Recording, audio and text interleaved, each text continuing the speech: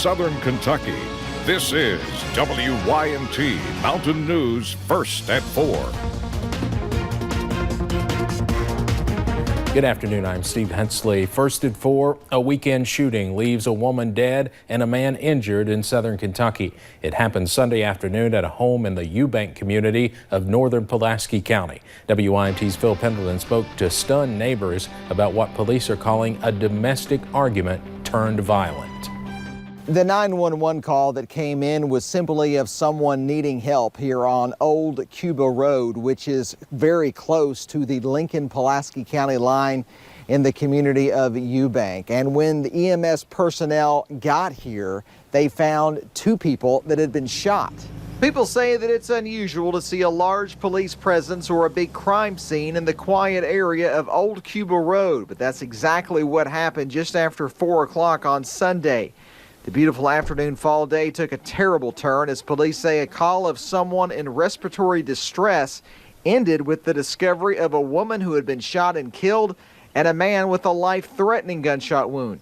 Police say that it's a death investigation, but they don't believe the public is at risk, calling what happened to the couple the result of a domestic dispute. I haven't heard anything. I'd like to know an update because him and my husband, they were friends. He'd come and done work for my husband all the time on his tractor. Still a lot of questions to be answered. An autopsy was going to be done on the woman sometime today. In Pulaski County, Phil Pendleton, now back to you. Police have not released the names of the woman killed or the man who was seriously hurt at this time. Deputies with the Laurel County Sheriff's Department are searching for a man wanted in connection with a stabbing. Now take a look. This is Jason Blevins. He is 34 years old and from Corbin. Police describe him as 5 feet 8 inches tall and weighing 170 pounds. Blevins is accused of stabbing a man off Kentucky 312 near a business on October 24th. The victim was taken to a hospital and then flown to a trauma center. If you see Blevins, you should call 911. A man in Pulaski County is facing an attempted murder charge after police say he stabbed his father. It happened around 11 a.m. this morning at a house on Jacksboro Road in Braunston. Police believe 32-year-old Eric W. Hall stabbed his father multiple times. We do not know what led to the fight, but his father was taken to Lake Cumberland Regional Hospital before being flown to UK. Hall is facing an attempted murder charge along with fourth-degree assault. Friends and family say 17-year-old Summer Disney was one of a kind. She died this past weekend in a UTV crash. WYMT's Hannah Reynolds talked with friends who say Summer brought light to every room she walked into. While 17-year-old Summer Disney's family and friends were absolutely devastated this morning, they said as they were talking about some of their favorite memories, they found it hard not to smile. People closest to Summer said she was the light of every room she walked into. Her big personality and love of life lingered everywhere she went. Her friends say she loved the outdoors, and if they wanted to hang out, it would be spent doing something adventurous. We never sat at the house. That was a no-go for us. We were always having fun. She loved to have fun. I loved to have fun. It was a fun time. We were always doing something together. Coming up at 6, Summer's friends tell me how her life will forever impact theirs. For now, in Knox County, Hannah Reynolds, WYMT Mountain News.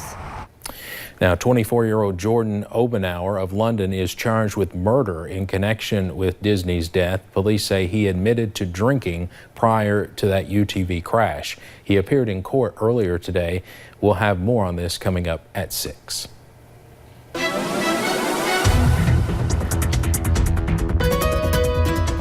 Well, it was just another gorgeous fall-like day here in the mountains, seeing those colors and those beautiful blue skies. We'll go ahead and take you to a few of those cameras across the area. National Weather Service in Jackson started out with some thick valley fog earlier this morning, but really we've just seen a few clouds here and there, but plenty of sunshine. Check out how gorgeous the colors are on top of that camera, and looking over into Whitesburg, seeing a little bit of color over there, and those beautiful blue skies and those drier conditions as well. Satellite radar has been on the quiet side. You could see a little bit out to our west. You see some clouds clouds starting to increase slightly. That'll be the story as we head into tomorrow. But temperatures right now on the warmer side, those low to mid 70s out there, 74 into Jackson and Prestonsburg, 71 Pikeville, 75 down into Harlan, 73 Williamsburg, a little bit cooler over in Somerset at 70 degrees. Most of us will drop it to about the lower 50s tonight. We'll see a few more clouds and a little bit of that patchy fog late tonight and early as we head into your Tuesday. So we do have one more day of some sunshine before soggy conditions return Wednesday, and even as we head into your Halloween. It looks like we'll start November out on the chilly side as well. I'll have all those details coming up in just a little bit. All right, Paige, thank you. A fast-moving wildfire erupted overnight near the Getty Museum in Los Angeles, forcing hundreds to leave nearby areas. At least 5 homes were destroyed and more than 500 acres burned. It's one of more than a dozen wildfires burning across the state. Los Angeles Lakers star LeBron James was among those who had to leave his home. James tweeted he and his family are safe. He also urged others to find safety. Get your loved ones, your pets, and get out. In Northern California, a fire in Sonoma County destroyed more than 100 homes and buildings. That fire started Wednesday but intensified during the weekend due to hurricane-force winds. At least 2 firefighters were hurt battling that fire in Sonoma County, one seriously.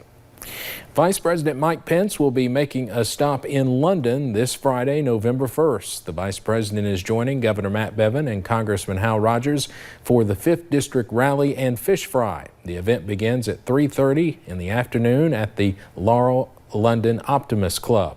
Now, we stopped by Weaver's Restaurant in London earlier today, where the Vice President stopped earlier this year. Some said they were surprised he is coming back. Of all the places he can go, it's amazing that he's coming to the little town of London, but I'm very happy that he is. We have a link to register for tickets on our website, and we'll have more reaction from folks in the community coming up at 6. President Donald Trump is touting a weekend raid that resulted in the death of the ISIS leader responsible for the killings of thousands of people. The president announced the death of Abu Bakr al-Baghdadi from the White House Sunday morning. He watched the raid play out in real time and called the ISIS leader a coward. He didn't die a hero, he died a coward, crying, whimpering, screaming. President Trump says he is considering releasing parts of the raid to the public. A manhunt is underway for the gunman who opened fire at an off-campus college party in Texas. The shooting early yesterday killed 2 people and hurt 12 others. More than 750 people were at the party at the time of the shooting. Investigators say the gunman was able to get away by blending in with the large crowd during the panic. One witness says she knew some of the victims. It's kind of sad knowing that we were here coming to celebrate something and then something like this happens. But I mean, I guess this is just the world that we live in now. Investigators say the suspect used a handgun at the party and may have targeted his victims. U.S. Coast Guard crews made a major roundup of illegal drugs. It happened recently off the coast of Mexico, Central and South America. The contraband was recovered from drug smuggling boats in 18 separate operations. It is worth nearly $400 million and included more than 27 million pounds of cocaine and 11,000 pounds of marijuana. It was offloaded at Florida's Port Everglades.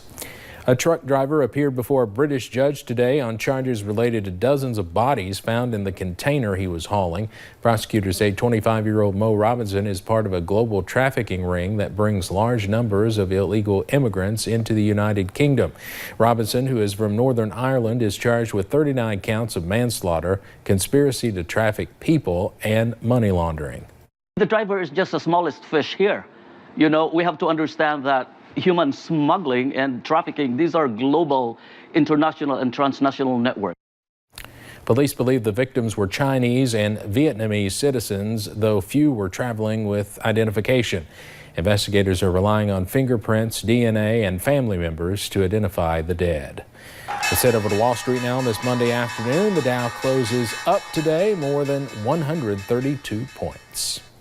Well, imagine riding a bus and going about your business when a sinkhole opens up and swallows the back of that bus. That's what happened in Pittsburgh this morning. Take a look at this video. Only 2 people were on the bus at the time and both made it off. The passenger was taken to a hospital with only minor injuries. Now another car narrowly missed driving right into the hole. The sinkhole forced a child care center to close. Well, Halloween's right around the corner. Coming up, we talk with a dentist who gives us tips on how to make sure we don't end up in a dentist chair by eating too much candy. And more sunshine is in store for your Tuesday, but soggy weather returns by Wednesday and your Halloween. I'll have those details coming up.